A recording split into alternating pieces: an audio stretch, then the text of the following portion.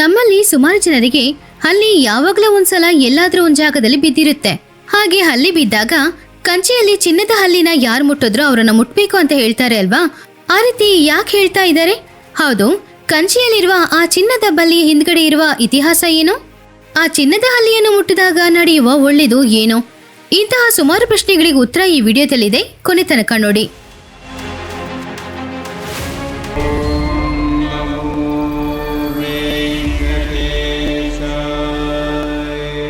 ಕಂಚಿಯಲ್ಲಿ ಅತ್ತಿ ವರದರಾಜ ಪೆರುಮಾಳ್ ಅನ್ನುವ ಆಲಯದಲ್ಲಿ ನಾವು ಈ ಚಿನ್ನದ ಹಲ್ಲಿ ಹಾಗೂ ಬೆಳ್ಳಿಯ ಹಲ್ಲಿನ ನೋಡ್ಬೋದು.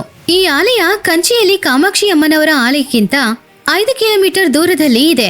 ಸ್ಕಂದ ಪುರಾಣಕ್ಕೆ ಮೊದಲು ಅಂದ್ರೆ ಈ ಸೃಷ್ಟಿ ಶುರುವಾದಾಗ ಈ ಸೃಷ್ಟಿಯನ್ನು ಸೃಷ್ಟಿ ಮಾಡಿದ ಬ್ರಹ್ಮದೇವ ಆ ಸೃಷ್ಟಿಯನ್ನು ಪಾಲಿಸುವ ವಿಷ್ಣುಮೂರ್ತಿ ಅನುಗ್ರಹಕ್ಕೋಸ್ಕರ ಮಹಾಯಾಗ ಮಾಡ್ಬೇಕು ಅಂತ ಅಂದ್ಕೊಂಡ್ರು.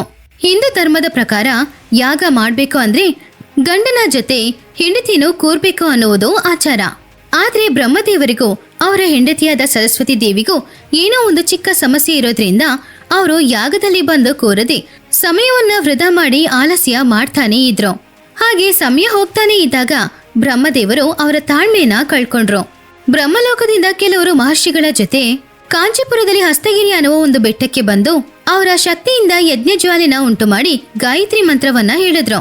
ಆವಾಗ ಉರಿತಾ ಇದ್ದ ಆ ಜ್ವಾಲೆಯಿಂದ ಗಾಯತ್ರಿ ದೇವಿ ಹುಟ್ಟಿದ್ರು. ಹಾಗೆ ಹುಟ್ಟಿದ ಗಾಯತ್ರಿ ದೇವಿಯನ್ನ ಅಲ್ಲಿರುವ ಋಷಿಗಳ ಸಮೂಹದ ಮುಂದೆ ಬ್ರಹ್ಮದೇವರು ಮದುವೆ ಮಾಡ್ಕೊಂಡ್ರು.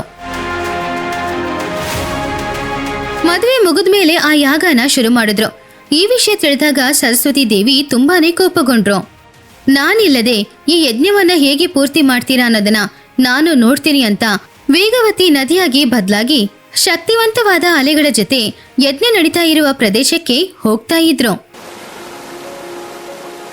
ಆವಾಗ ಸಾಕ್ಷಾತ್ ಆ ಮಹಾವಿಷ್ಣು ಒಂದು ಅಣೆಕಟ್ಟಾಗಿ ಕೂತ್ಕೊಂಡು ಆ ನದಿ ಪ್ರವಾಹವನ್ನ ಅವರು ತಡೆದು ನಿಲ್ಲಿಸಿದ್ರು. ಸೃಷ್ಟಿಕರ್ತನಾದ ಬ್ರಹ್ಮದೇವರು ಗಾಯತ್ರಿ ದೇವಿಯ ಜೊತೆ ಕೂತ್ಕೊಂಡು ಆ ಯಾಗನ ಮುಂದುವರ್ಸಿದ್ರು.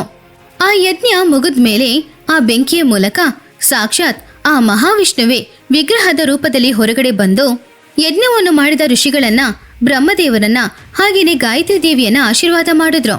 ಆವಾಗ ಋಷಿಗಳು ಎಲ್ಲರೂ ಆ ಯಜ್ಞಕ್ಕೆ ಗುರುತಾಗಿ ವಿಷ್ಣು ದೇವರನ್ನ ಆ ಬೆಟ್ಟದ ಮೇಲೆ ಇರ್ಬೇಕು ಅಂತ ಕೇಳ್ಕೊಂಡ್ರು. ಹಾಗೆ ಆ ಯಜ್ಞದಿಂದ ಹೊರಗಡೆ ಬಂದ ವಿಷ್ಣುಮೂರ್ತಿಯ ವಿಗ್ರಹವನ್ನ ಅತಿ ವರದರಾಜ ಪೆರುಮಾಳ್ ಅಂತ ಕರೆದ್ರು. ಈ ಹೆಸರು ಹೇಗ್ ಬಂತು ಅಂದ್ರೆ ಆ ವಿಗ್ರಹ ಅತ್ತಿ ಮರದ ತೊಗಟೆಯಿಂದ ಮಾಡಿರೋ ಹಾಗೆ ಇರುತ್ತೆ. ಆ ಆಲಯದಲ್ಲಿ ಚಿನ್ನ ಹಾಗೂ ಬೆಳ್ಳಿ ಹಲ್ಲಿ ಹೇಗೆ ಬಂತು ಅಂದ್ರೆ ಆ ಋಷಿಗಳಲ್ಲಿ ಒಬ್ಬರಾದ ಗೌತಮ ಮಹರ್ಷಿ ಒಂದು ದಿನ ಅವರ ಆಶ್ರಮದಲ್ಲಿ ತಪಸ್ಸು ಮಾಡೋದಕ್ಕೋಸ್ಕರ ಅವರ ಶಿಷ್ಯರನ್ನ ಕರೆದು ತಪಸ್ಸಿಗೆ ಬೇಕಾಗಿರೋ ಹೂವು, ಹಣ್ಣು, ನೀರನ್ನ ಏರ್ಪಾಡು ಮಾಡಿ ಅಂತ ಹೇಳಿದ್ರು. ಗೌತಮ ಮಹರ್ಷಿ ಹೇಳಿದ ಹಾಗೇನೆ ತಪಸ್ಸಿಗೋಸ್ಕರ ನೀರು ತಗೊಂಡು ಹೋಗ್ತಾ ಇದ್ದಾಗ ಅವ್ರು ತಗೊಂಡು ಹೋಗ್ತಾ ಇದ್ದ ನೀರಿನಲ್ಲಿ ಹಲ್ಲಿ ಬಿತ್ತು. ಅದನ್ನು ಅವರು ಗಮನಿಸದೆ ಆ ನೀರಿನ ಪಾತ್ರೆಯನ್ನ ಅವರು ಗೌತಮ ಮಹರ್ಷಿಯ ಮುಂದೆ ತಗೊಂಡು ಬಂದು ಇಟ್ರು. ಆವಾಗ ತಪಸ್ಸು ಶುರು ಮಾಡೋದಕ್ಕೋಸ್ಕರ ನೀರನ್ನು ತೆಗೆದು ನೋಡ್ತಾ ಇದ್ದಾಗ ಗೌತಮ ಮಹರ್ಷಿಗೆ ಆ ನೀರಿನಲ್ಲಿ ಹಲ್ಲಿ ಇರೋದು ಕಾಣಿಸ್ತು. ಅವರು ಎಷ್ಟೋ ಶ್ರದ್ಧೆಯಿಂದ ಪವಿತ್ರವಾದ ತಪಸ್ಸು ಮಾಡ್ಬೇಕು ಅಂತ ಅಂದ್ಕೊಂಡ್ರೆ ಹಲ್ಲಿ ಬಿದ್ದಿರುವ ನೀರನ್ನು ತಗೊಂಡು ಬಂದು ಅಜಾಗ್ರತೆಯಿಂದ ಕೊಟ್ಟಿದ್ದಾರೆ ಅಂತ ಶಿಷ್ಯರ ಮೇಲೆ ಅವರಿಗೆ ತುಂಬಾ ಕೋಪ ಬಂತು. ಆ ಕೋಪದಲ್ಲಿ ಮುಂದಿನ ಜನ್ಮದಲ್ಲಿ ನೀವು ಹಲ್ಲಿಗಳಾಗಿ ಹುಡ್ತೀರಾ ಅಂತ ಶಾಪ ಕೊಟ್ರು. ಆವಾಗ ಆ ಶಿಷ್ಯರು, ನಾವು ಬೇಕು ಬೇಕು ಅಂತ ಮಾಡಿದ ತಪ್ಪಲ್ಲ, ಅದು ಗೊತ್ತಿಲ್ಲದೆ ನಡೆದಿರುವ ತಪ್ಪು, ಅದಕ್ಕೆ ಇಷ್ಟು ದೊಡ್ಡ ಶಿಕ್ಷೆ ಬೇಡ ಅಂತ ಬೇಡ್ಕೊಂಡ್ರು. ಆವಾಗ ಗೌತಮ ಮಹರ್ಷಿ ಆ ದಿನ ಏನ್ ನಡೀತೋ ಅನ್ನೋದನ್ನ ದಿವ್ಯ ದೃಷ್ಟಿಯಿಂದ ನೋಡಿ, ಹಾಗೇನೆ ಅವರಿಗೆ ಕೊಟ್ಟಿರೋ ಶಾಪದಿಂದ ಅವ್ರ ಜೀವನ ಹೇಗಿರುತ್ತೆ ಅನ್ನೋದನ್ನ ನೋಡಿ ಶಿಷ್ಯರ ಹತ್ತಿರ, ನೀವೇನು ಹೆದರಬೇಡಿ, ನೀವು ಮುಂದಿನ ಜನ್ಮದಲ್ಲಿ ಹಸ್ತಗಿರಿ ಅನ್ನೋ ಪರ್ವತದ ಮೇಲೆ ವರದರಾಜ ಸ್ವಾಮಿ ಆಲಯದಲ್ಲಿ ಹಲ್ಲಿಗಳಾಗಿ ಹುಡ್ತೀರಾ. ನೀವಿಬ್ರು ಅಲ್ಲೇ ಇದ್ದು ಆ ವರದರಾಜ ಸ್ವಾಮಿಯನ್ನ ಭಕ್ತಿಯಿಂದ ಮನಸಾರೆ ಯಾವಾಗ್ಲೂ ಪೂಜೆ ಮಾಡ್ತಾ ಇರಿ, ನಿಮಗೆಲ್ಲ ಒಳ್ಳೇದೇ ನಡೆಯುತ್ತೆ ಅಂತ ಹೇಳಿ ಸ್ವಾಮಿ ಅಲ್ಲಿಂದ ಹೋದ್ರು. ಹಾಗೆ ಕೆಲವು ದಿನಗಳ ನಂತರ ಅವರಿಬ್ರು ಆ ಜನ್ಮದಲ್ಲಿ ತೀರ್ ಹೋಗಿ ಆಮೇಲೆ ಹಸ್ತಗಿರಿ ಪರ್ವತದ ಮೇಲೆ ವರದರಾಜ ಸ್ವಾಮಿಯ ದೇವಸ್ಥಾನದಲ್ಲಿ ಹಲ್ಲಿಗಳಾಗಿ ಹುಟ್ಟಿದ್ರು. ಅವರಿಬ್ರು ಆ ಆಲಯದಲ್ಲೇ ಇದ್ದು ವರದರಾಜ ಸ್ವಾಮಿಗೆ ಪೂಜೆನ ಮಾಡ್ಕೊಂಡು ಶಾಪ ವಿಮೋಚನಕ್ಕೋಸ್ಕರ ಅಲ್ಲಿ ಹೋರಾಡ್ತಾ ಇದ್ರು. ಹಾಗೆ ಕೆಲವು ಕಾಲನೂ ಕಳೀತು. ಒಂದಿನ ಆ 2 ಹಲ್ಲಿಗಳು ತುಂಬಾನು ತೇಜಸ್ಸಿಂದ ಹೊಳಿತಾ ಇರುವ ವರದರಾಜ ಸ್ವಾಮಿಯ ವಿಗ್ರಹವನ್ನ ನೋಡಿ, ಇನ್ನು ಎಷ್ಟು ಕಾಲ ನಾವು ಹಲ್ಲಿಗಳಾಗಿನೇ ಕಷ್ಟಪಟ್ಟು ಜೀವನ ಬಹಳದು ಅಂತ ಚಿಂತೆಯಿಂದ ಕೇಳ್ತಾ ಇದ್ದಾಗ ಆ ಆಲಯದೊಳಗಡೆ ಒಂದು ಆನೆ ತುಂಬಾನು ಬೇಜಾರಿಂದ ಕಣ್ಣೀರೊಂದಿಗೆ ಬಂತು. ಆ ಆನೆ ಮಂಡಿಕಾಲಿಟ್ಟು ಸ್ವಾಮಿಯ ಹತ್ತಿರ ಎಷ್ಟೋ ಭಕ್ತಿಯಿಂದ ನಾನು ಸುಮಾರು ಕಾಲದಿಂದ ಅಡವಿಲಿರುವ ನದಿ ತೀರದಲ್ಲಿ ಸುತ್ತಾಡ್ಕೊಂಡು ಆ ಸ್ವರ್ಗವನ್ನ ಬಿಟ್ಟು ಇವಾಗ ಸ್ವಲ್ಪನೂ ನೆಮ್ಮದಿ ಇಲ್ಲದೆ ಹುಡುಕ್ತಾ ಇರೋದು ನಿಮ್ಮನ್ನೇ ಸ್ವಾಮಿ. ನಾನು ಎಷ್ಟೋ ದೇವಸ್ಥಾನಕ್ಕೆ ಹೋಗಿದ್ರು ಕೂಡ ಈ ಕಂಚಿಪುರದಲ್ಲಿರುವ ದೇವಸ್ಥಾನಕ್ಕೆ ಬಂದ ತಕ್ಷಣ ನನ್ನೊಳಗಡೆ ಇರುವ ದುಃಖ ಎಲ್ಲಾನು ಹೊರಗಡೆ ಬರ್ತಾ ಇದೆ. ನನ್ನಲ್ಲಿ ಇರುವ ಅಹಂಕಾರ ತಪ್ಪು ಅಂತ ನಾನು ತಿಳ್ಕೊಂಡೆ. ದಯವಿಟ್ಟು ನನಗೆ ಶಾಪ ವಿಮೋಚನೆ ಕೊಡಿ ಹಾಗಂತ ಹೇಳಿ ಅದರ ಕಷ್ಟಗಳನ್ನ ಹೇಳ್ಕೊಳ್ತು ಆ ಆನೆ. ಇದೆಲ್ಲವನ್ನು ಆ 2 ಹಲ್ಲಿಗಳು ಅಲ್ಲೇ ನಿಂತು ನೋಡ್ತಾನೆ ಇತ್ತು. ಹಾಗೆ ಅವರಿಬ್ರು ನೋಡ್ತಾ ಇದ್ದಾಗ ಈ ಆನೆ ಯಾರು, ಯಾಕಿಷ್ಟು ಬೇಜಾರು ಮಾಡ್ಕೊಳ್ತಾ ಇದೆ ಅಂತ ಆಶ್ಚರ್ಯದಿಂದ ನೋಡಿದ್ರು. ಆವಾಗ ವರದರಾಜ ಸ್ವಾಮಿ ವಿಗ್ರಹದಿಂದ ಒಂದು ಪ್ರಕಾಶವಂತವಾದ ಬೆಳಕು ಬಂದು ಆ ಬೆಳಕೆಯಿಂದ ಮಹಾವಿಷ್ಣು ಪ್ರತ್ಯಕ್ಷವಾದ್ರು.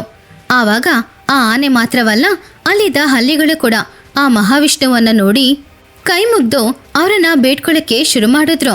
ಆವಾಗ ಸಾಕ್ಷಾತ್ ಆ ಮಹಾವಿಷ್ಣು ಆನೆಯ ಹತ್ತಿರ ಈ ರೀತಿ ಹೇಳಿದ್ರು, ಇಂದ್ರದೇವ, ನಿನ್ನೊಳಗಡೆ ಇರುವ ಅಹಂಕಾರ ಸುಟ್ಟು ಬೂದಿಯಾಗಿದೆ. ನಿನ್ನೊಳಗಡೆ ಇರುವ ಭಕ್ತಿಭಾವ ಹೊರಗಡೆ ಬಂದಿದೆ. ಇನ್ನು ನೀನು ಪಟ್ಟ ಕಷ್ಟಗಳೆಲ್ಲ ಸಾಕು. ಇವಾಗ ಮೇಲೆ ಎದ್ದು ನಿನ್ನ ಸ್ವರೂಪಕ್ಕೆ ಬದಲಾಗೋ ಹಾಗಂತ ಸ್ವಾಮಿಯವರು ಹೇಳಿದ ತಕ್ಷಣ ಅಲ್ಲಿವರೆಗೂ ಆನೆಯ ರೂಪದಲ್ಲಿದ್ದ ಸ್ವರ್ಗಕ್ಕೆ ಅಧಿಪತಿಯಾದ ಇಂದ್ರದೇವ ಅವನ ರೂಪಕ್ಕೆ ಬದಲಾದ. ನಿಜ ಹೇಳ್ಬೇಕಂದ್ರೆ ಒಂದು ದಿನ ಸರಸ್ವತಿ ದೇವಿ ಇಂದ್ರನಿಗೆ ಕೊಟ್ಟ ಶಾಪದಿಂದಾನೇ ಇಂದ್ರದೇವ ಆನೆಯಾಗಿ ಬದಲಾಗಿ ಶಾಪ ವಿಮೋಚನೆಗೋಸ್ಕರ ಸ್ವಯಂ ಬ್ರಹ್ಮದೇವರೇ ಯಜ್ಞ ಮಾಡ್ದ ಈ ಹಸ್ತಗಿರಿ ಪರ್ವತದ ಮೇಲೆ ಅತ್ತೆ ವರದರಾಜ ಪೆರುಮಾಳ ಆಲಯ ನಡೀತಾ ಇದೆ ಅಂತ ಹಲವಾರು ವರ್ಷಗಳಿಂದ ನೋಡ್ತಾ ಇದ್ರು. ಆನೆಗೆ ಶಾಪ ವಿಮೋಚನ ಸಿಕ್ಕಿದ ಅದೇ ಸಮಯದಲ್ಲಿ ಹಲ್ಲಿಯ ರೂಪದಲ್ಲಿದ್ದ ಗೌತಮ ಮಹರ್ಷಿಗಳ ಶಿಷ್ಯರು ಅವರಿಗೆ ಶಾಪ ವಿಮುಕ್ತಿ ಮಾತ್ರವಲ್ಲ ಮೋಕ್ಷ ಕೂಡ ಸಿಕ್ಕಿತ್ತು. ಆವಾಗ ಈ 2 ಶಿಷ್ಯರಿಗೆ ಗೌತಮ ಮಹರ್ಷಿ ಅವರತ್ರ ವರದರಾಜ ಸ್ವಾಮಿಯನ್ನ ಸ್ತುತಿಸ್ತಾ ಇದ್ರೆ ನಿಮಗೆ ಒಳ್ಳೇದೇ ನಡೆಯುತ್ತೆ ಅಂತ ಹೇಳಿದ್ದು ನೆನಪಿಗೆ ಬಂತು.